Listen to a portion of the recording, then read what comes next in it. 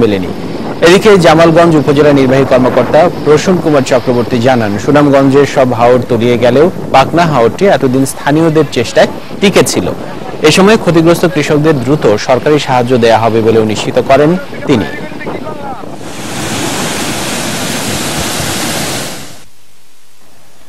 বঙ্গোপসাগরে সৃষ্ট নিম্নচাপের প্রভাবে উপকূলীয় এলাকা সহ সারা দেশে বৈরী আবহাওয়ায় বিপর্যস্ত হয়ে পড়েছে জনজীবন। সমুদ্র বন্দরগুলোতে ৩ নম্বর সতর্কতা সংকেত দেওয়া হয়েছে। আরো জানাচ্ছেন সাইকা সাম্মা। পটুয়াখালীতে বৃষ্টি ও থেমে থেমে মাঝারি দমকা হাওয়ায় প্লাবিত হয়েছে নিম্ন এলাকা সহ বিস্তীর্ণ চরাঞ্চল। নষ্ট হয়ে গেছে উঠতি রবি শস্য আর ফসলি জমি। সাগর উত্তাল থাকায় মাছ ধরার ট্রলারগুলো নিরাপদ স্থানে রাখা হয়েছে। বরিশাল নদী বন্দরে ২ নম্বর সতর্ক সংকেত থাকায় অধিকাংশ লঞ্চ চলাচল বন্ধ রাখা হয়েছে। তবে বরিশাল থেকে ঢাকাগামী লঞ্চ চলাচলে নিষেধাজ্ঞা জারি করা হয়নি। এদিকে গত ২৪ ঘন্টায় এ জেলায় ৬৮ মিলিমিটার বৃষ্টিপাত রেকর্ড করা হয়েছে। অংশ বন্ধ রাখা হয়েছে, আর যদি ওয়েদার ভালো হলে তাহলে ছাড়া হবে, তবে এদেরকে বিভিন্ন নির্দেশনা দেওয়া আছে। বাগেরহাটে টানা বৃষ্টিতে গোটাপাড়া, কান্দাপাড়া, বেসরগাঁতি, চরগ্রাম ও ৬০ গম্বুজ সহ বিভিন্ন উপজেলার পাকা বোরো ধানের জমি তলিয়ে গেছে। বৃষ্টি অব্যাহত থাকলে ক্ষতির পরিমাণ বাড়তে পারে বলছে কৃষি বিভাগ। বর্ষা এসে তলা যেভাবে গোসল ক্ষতি হয়ে গেছে, যা তুলেছি তা নষ্ট হয়ে যাচ্ছে, গজা গেছে ধান, আমরা বিরাট এতে আমরা ক্ষতিগ্রস্ত হচ্ছি। আমরা শরীয়তপুর পৌরসভার বিভিন্ন এলাকা প্রায় ১ থেকে ২ ফুট পানিতে তলিয়ে গেছে। ড্রেনেজ ব্যবস্থা না থাকায় এবং খালগুলো ভরাট হয়ে যাওয়ায় এ সমস্যা তৈরি হয়েছে বলে জানিয়েছে প্রশাসন। কুমিল্লায় টানা বৃষ্টিতে ব্যবসা প্রতিষ্ঠান ও ঘরবাড়িতেও ঢুকে পড়ছে পানি। বৃষ্টিতে তলিয়ে গেছে নগরীর রাজগঞ্জ, চকবাজার, ঝাউতলা, ঠাকুরপাড়া সহ বেশ কয়েকটি এলাকা। গাজীপুরে বিভিন্ন এলাকায় তলিয়ে গেছে সড়ক, মহাসড়ক ও আবাসিক এলাকা। এতে দুর্ভোগে পড়েছেন যাত্রী সহ সাধারণ মানুষ। নড়াইলে ৩০টি গ্রামের ওপর দিয়ে বয়ে যাওয়া কালবৈশাখী ঝড়ে ১,০০০-এর বেশি বাড়িঘর বিধ্বস্ত হয়েছে। ভেঙে গেছে অসংখ্য গাছপালা। বিদ্যুতের খুঁটি ভেঙে পড়ায় বিভিন্ন এলাকায় বিদ্যুৎ সংযোগ বন্ধ রয়েছে। এছাড়া শিলাবৃষ্টিতে বোরো ধানের ব্যাপক ক্ষতি হয়েছে। এছাড়া মেহেরপুরে ঝড়ে অর্ধশতাধিক কাঁচা বাড়িঘরের ছাউনি উড়ে গেছে। গাছ উপড়ে পড়ে মেহেরপুর কুষ্টিয়া সড়কে ১ ঘন্টারও বেশি যানবাহন চলাচল বন্ধ ছিল। বিদ্যুৎ সংযোগ বিচ্ছিন্ন থাকায় চরম দুর্ভোগে পড়েছে সাধারণ মানুষ। Saika Samaa, SATV news desk. এদিকে ২ দফা নিষেধাজ্ঞার পর আবারও সারা দেশে নৌযান চলাচল স্বাভাবিক ঘোষণা করেছে বিআইডব্লিউটিএ। এর আগে সকালে বৈরী আবহাওয়ার কারণে দ্বিতীয় দফা নৌযান চলাচল বন্ধ ঘোষণা করা হয়েছিল। বিআইডব্লিউটিএ জানিয়েছে, বিরূপ আবহাওয়া কিছুটা কেটে যাওয়ায় নৌযান চলাচল স্বাভাবিক ঘোষণা করা হয়েছে। এদিকে আবহাওয়া অধিদপ্তরের সতর্কবার্তায় বলা হয়েছে, উত্তর বঙ্গোপসাগর, বাংলাদেশের উপকূলীয় এলাকা এবং সমুদ্র বন্দরগুলোর ওপর দিয়ে ঝোড়ো হাওয়া বয়ে যেতে পারে।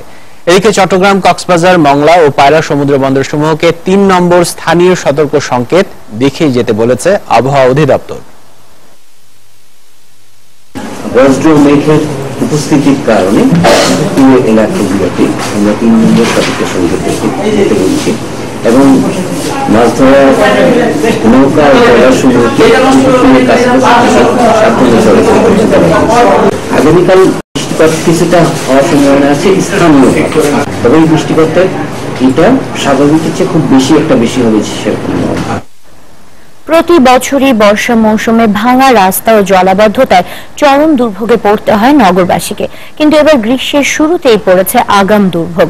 রাজধানীবাসীর অভিযোগ, নগর উন্নয়নের কাজ ধীর গতি, সময় মতো রাস্তা সংস্কার না করা ও বিভিন্ন স্থানে পয় নিষ্কাশনে সুষ্ঠু ব্যবস্থাপনা না থাকায় এই জলাবদ্ধতা তৈরি হয়েছে।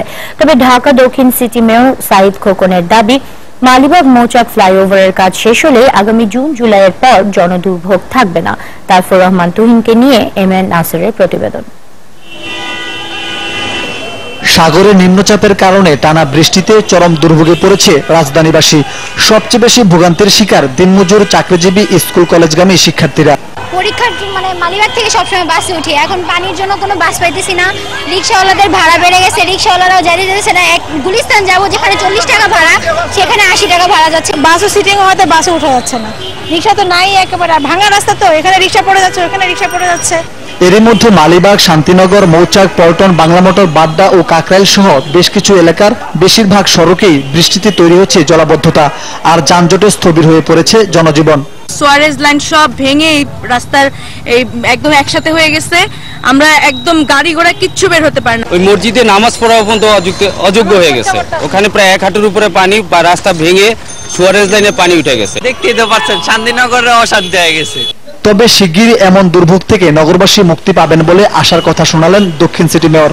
যেহেতু এখানে একটা বড় ধরনের কর্মযজ্ঞ চলছে, খুব স্বাভাবিকভাবেই উন্নয়ন ভোগান্তিটা হয়েছে এবং কিছু মিসম্যানেজমেন্ট তো ছিলই, এটা তো অস্বীকার করার কোনো সুযোগ নাই। তবে আশা করি আপনার এই ফ্লাইওভার কমপ্লিট হয়ে যাওয়ার পরে এই যে প্রবলেমগুলো রয়েছে এই প্রবলেমগুলো শেষ হয়ে যাবে। ফ্লাইওভারের কাজটি জুন জুলাই নাগাদ শেষ হয়ে যাওয়ার কথা। এদিকে বিগত বছরের চেয়ে এবার রাজধানীতে প্রায় 14% বৃষ্টি বেশি হয়েছে বলে জানিয়েছে আবহাওয়া অধিদপ্তর। এম.এ. নাসের, SATV, ঢাকা। কয়েকদিনের টানা ভারী বৃষ্টিপাতে মৌলভীবাজারের লাওয়াছড়া জাতীয় উদ্যান ও আশপাশ এলাকার বিভিন্ন টিলায় শুরু হয়েছে ভূমিধস।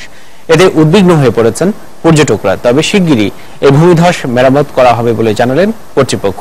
মৌলভীবাজার প্রতিনিধি M.M. মোহিতের প্রতিবেদন জানাচ্ছেন ইমামুল হক। মৌলভীবাজারের লাওয়াছড়া জাতীয় উদ্যানের 1250 হেক্টর আয়তনের ভেতর টিলা রয়েছে প্রায় শতাধিক। ভারী বৃষ্টিপাতের কারণে এসব টিলায় ধস শুরু হয়েছে। এতে গাছ উপড়ে পড়ে রেললাইন ও সড়ক যোগাযোগ বিঘ্নিত হচ্ছে। ভূমি ধসে পড়ায় 4 দিন বন্ধ ছিল শ্রীমঙ্গল কমলগঞ্জ সড়কটি। এছাড়া উদ্যানে ঢোকার প্রধান সড়কের 2টি সেতুর নিচের মাটি ধসে পড়েছে। এ অবস্থায় ঝুঁকিপূর্ণ হয়ে পড়ায় সেতু দুটি দিয়ে যানবাহন চলাচল বন্ধ করে দেওয়া হয়েছে। এই নষ্ট হওয়ার কারণে এই লাওয়াছড়া জাতীয় উদ্যানে অনেক টুরিস্ট কমে যাচ্ছে এবং রাজস্ব একদম কমে যাচ্ছে।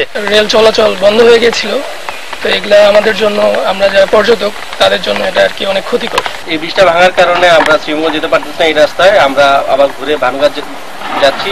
ভারী বৃষ্টিপাতের কারণে পাহাড় ধস হচ্ছে বলে জানালেন কর্তৃপক্ষ। পাহাড়ি ঢলে কয়েকটা ব্রিজ বা কালভার্ট সংকটাপন্ন অবস্থায় ক্ষতিগ্রস্ত হয়েছে। এগুলির জন্য বিভিন্ন সময় চিঠি লেখালেখি হয়েছে।